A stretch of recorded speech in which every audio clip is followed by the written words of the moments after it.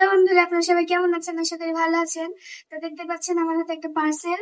আমরা যে মোবাইলটা নিয়েছি, এই যে মোবাইলটা, তো এই মোবাইলটার কভার চলে এসেছে। এটা আমি আনবক্সিং করব।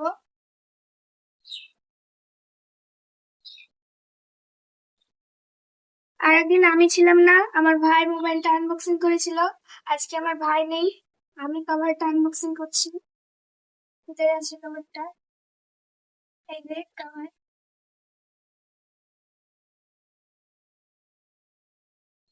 এই মোবাইলটার দাম পড়ে গেছে 30,000 প্লাস। এই চার্জারটা কিনেছি, ওটা 1300 টাকা দাম পড়েছে। আর এই যে এটার দাম, কভারটার দাম, এটার দাম 999 টাকা। এই কভারটা আমার আব্বু অনলাইনে অর্ডার করেছিল, দিয়ে গেল আমাদেরকে পার্সেল।